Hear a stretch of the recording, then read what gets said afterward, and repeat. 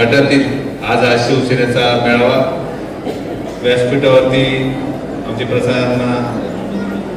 आमचे बाबादादा पाटे, संतोष चव्हाण, सतीश गायनी सगळेच मान्यवर सरपंचताई आज या ठिकाणी शिवसैनिकांचा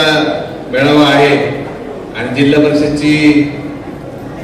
लढाई आता जोरदार सुरुवात होत आहे। या मतदारसंघाचं नेतृत्व प्रसन्नांना आणि शरदादा करतात आणि निवडणुका लागल्या आणि या मतदारसंघात थोडासा गोंधळ पाहायला लागला, मला वाटायला लागला गोंधळ करायचा। मी हा प्रश्न केला की बाबा मी स्वतःची सगळ्यांनीच उमेदवारी जाहीर केल्या, सगळ्यात अगोदर गणेश उमेदवारी माझी जाहीर झाली,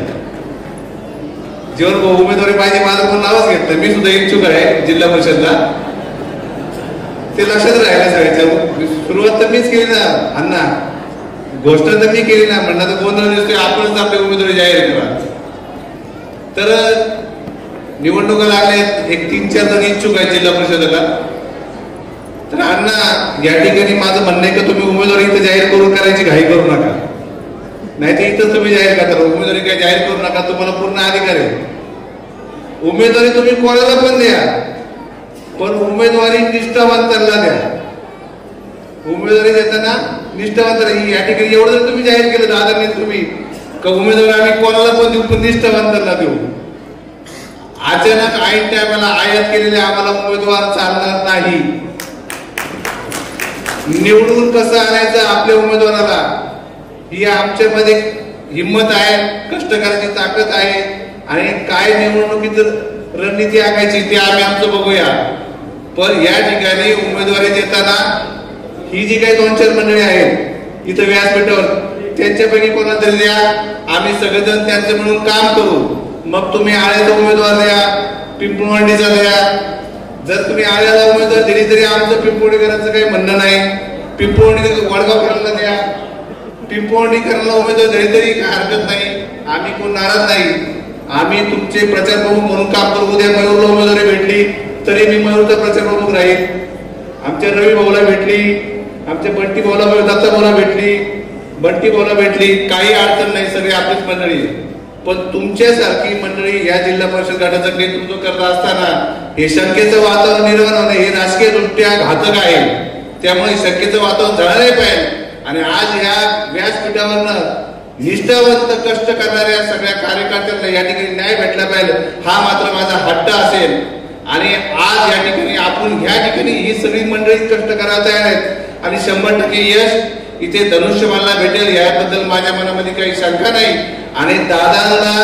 आमदार करताना आपण जी सगळ्या मंडळींनी कसरत दाखवली तर जिल्हा परिषद हा थोडीशी गाव आहे, इथं कसरत दाखवायला काय अडचण येणार नाही आणि 100% मी जी कोण मंडळी इच्छुक आहे मगासपासून सगळेजण एकच म्हणतात ते अरे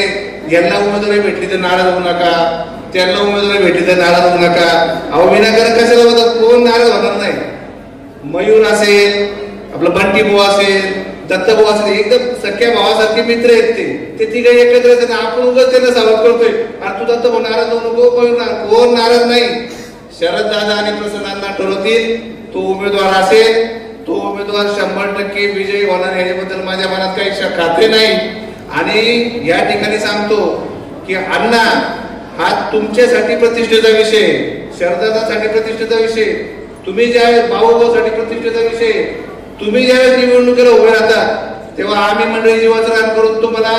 या समाजामध्ये उंचीवर न्यायचं काम आम्ही कार्यकर्ते करतो, त्यामुळे तुमची जबाबदारी शरदाची, तुमची बाबा तुमची, तुम्ही जो सर्वसामान्य कार्यकर्ता आहे त्याला उंची द्यायचं, त्याला ताकद देऊन निवडण्याची जबाबदारी तुमची आहे। आम्ही तर सगळी मंडळी कार्यकर्ते आहोत, त्यामुळे आपले कार्यकर्ते ताकदवर झाले पाहिजे, समाजामध्ये उंचीवर त्यांनी काम केलं पाहिजे ही धारणा नेत्याची सुद्धा पाहिजे। आणि आम्ही तर सगळी मंडळी तुमच्यावर आहोत, अधिकच काही बोलत नाही, मी जरी इच्छुक असलो तरी मी या कोणाच्या सगळ्यांच्या समोर आज या ठिकाणी जाहीर करतो, तुम्ही जो कोण मंडळी निर्णय घेतात तो मला मान्य आहे। या तिघांपैकी कोणाला द्या, अजून वडगावकर कोण असेल, पिंटू तू इच्छुक आहे का, आमच्या पिंटूला द्या, मी प्रचार प्रमुख काम करेल, अधिक काही बोलत नाही, फक्त आज या ठिकाणी निष्ठावंताची घोषणा करा, उमेदवाराची घोषणा करू नका। धन्यवाद, जय हिंद, जय महाराष्ट्र।